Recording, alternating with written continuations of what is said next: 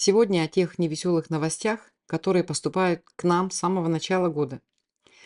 Неделя только прошла с наступления 2025 года, а республику уже трясет. Здравствуйте, меня зовут Раиса Зубарева, я представитель движения за независимость Республики Саха. Подписывайтесь на наш канал, ставьте лайки, этим вы поможете продвижению нашего канала. Спасибо вам. Тело умершего пожилого человека обнаружили в одной из комнат в доме престарелых в Якутске. Целую неделю тело пролежало в комнате, и никто, ни один сотрудник дома престарелых не увидел его. После возмущения в социальных сетях появилась имитация бурной деятельности. Сразу же заработала прокуратура. Министр труда и социальных, отношений республики Елена Волкова написала в своем телеграм-канале, что она испытывает горечь. И даже сам Бастрыкин взял дело на свой контроль. Но давайте честно, мы все знаем, что контроль Бастрыкина редко приводит к реальным результатам.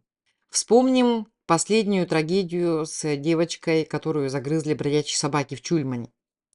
Вспомним дело с девочкой, которая плавала в тазике в своей квартире на 17-м квартале в Якутске. Вспомним нападение со стороны родителя на учителя в городе Якутске. Где результаты? Никто на самом деле не был наказан. А министр Волкова – это человек из команды Айсена Николаева. То есть, вы понимаете, да, такая же бесполезная, такая же бесталанная, как и все республиканские чиновники. Особенно, если они из команды Айсена Николаева. Вообще отношение к больным, к пожилым, к многодетным, к детям, да, то есть к самым беззащитным слоям, это один из самых больных на сегодняшний день вопросов в Республике Саха. Мы видим, как власть относится к тем, кто остро нуждается в ее помощи. Просто наплевательски. Еще один пример этому, подтверждение этому, это видео из Залёкнинска, где 93-летняя жительница города уже не первый год замерзает в своей квартире. Где живет ветеран войны. Ей 3 года. 93 года. Смотрите, что творится на подоконниках. Это второй этаж. В доме страшный дубак. Батареи холодные, половина не греет. Батареи холодные, половина не греет. И это уже не первый год. Для того, чтобы помыться, бабушка вынуждена греть воду в бойлере. Ни глава Улуса Николай Харбин, ни глава Алёкминска Сергей Щебляков не сделали ничего, чтобы помочь пожилому человеку. Посмотрите, как Харбин рад своей победе на выборах главы Улуса.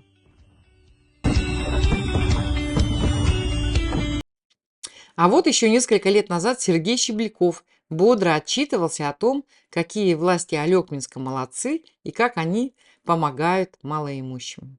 Но работа ведется активно, начиная с первого рабочего дня, да, этого года начали уже приглашать семьи, да, через посредством заключения соцконтракта собираем документы. Это вот прямая поддержка населения, да, это на продукты питания, на одежду. То есть я думаю, это очень, очень существенная поддержка, которая оказывается нашим семьям. На деле оказывается все не так радужно. Почему? Потому что у власти сейчас циники. Люди, которым безразлична судьба человека. Заметьте, даже не нации в целом, не народа, а судьба каждого отдельного взятого человека. Отрицательный отбор во власти в последние десятилетия привел к тому, что люди, которые приходят на руководящие должности, но и не только на руководящие, они не просто ничего не умеют, но они не хотят даже учиться. Делать вид, что они работают, они начинают только при большом общественном резонансе. Многочисленные аварии в системе ЖКХ тому подтверждение. Находимся на улице Юрия Шафера, дом 8, микрорайон Звездный. Тут проблема с холодным водоснабжением. Проблема заключается в том, что сети холодного водоснабжения зачастую строились без спутников. Ай-яй-яй, как не стыдно мэру Григорьеву перед людьми. Не нужно быть семипядей во лбу, чтобы понимать, что дома в эксплуатацию принимать без тщательной проверки, особенно в регионах Крайнего Севера, ни в коем случае нельзя. То есть проверять наличие спутников, вот этих труб или кабелей, обогревающих наружные трубы, да, это азбучная истина. потому что в противном случае есть риск здоровью и жизни людей. Поэтому вопрос, кто принимал дома, вот эти дома в эксплуатацию, и кто понесет за халатное отношение к приемке наказание. Ну, вопрос, конечно же, риторический. А вот этот инцидент власти республики тщательным образом пытаются скрыть. Без отопления из-за аварии в котельной при 50-градусном морозе остались жители якутского села Жиганск. Авария произошла в котельной еще в самом начале января, 4 числа. Из строя сразу же вышло несколько котлов. Когда температура в домах упала до 3 градусов, тогда власти попросили сохранять спокойствие и не поддаваться панике. Прошу не создавать панику, все работы ведутся под контролем. Жители пытались согреться при помощи обогревателей, чем нагрузили электросеть. И из-за повышенной нагрузки местных попросили воздержаться от их использования. Власти республики всячески этот инцидент пытались скрыть, но у них это не получилось. На сегодняшний день новость вышла на федеральный уровень. Повторяется, между прочим, история годовой давности в микрорайоне Сатал, когда десятки людей в новогодние праздники остались без тепла.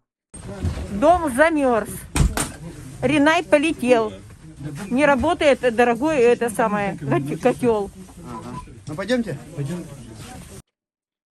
Заметим, что история с микрорайоном Сатал чиновников ничему не научила. Почему так происходит? Почему якутские чиновники не чувствуют ответственности за граждан и исполняют свои обязанности из рук вон плохо или не исполняют вообще? Потому что в существующей российской системе чиновники часто подчиняются не интересам граждан, а сверху вниз, то есть своему вышестоящему начальству. И их работа для них формальность, и в их головах она никак не связана с реальными проблемами людей. Главное быть своим, то есть лояльным своему хозяину. Именно поэтому нам нужна независимость от Москвы. Тогда мы, как гражданское общество, сможем выбирать на ключевые, да и не только на ключевые посты тех людей, кто по-настоящему будет заботиться о нас.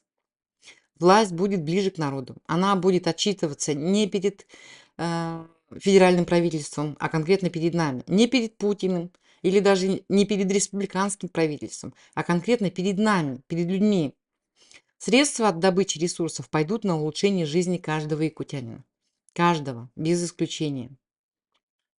Спасибо за внимание. Берегите себя и своих близких.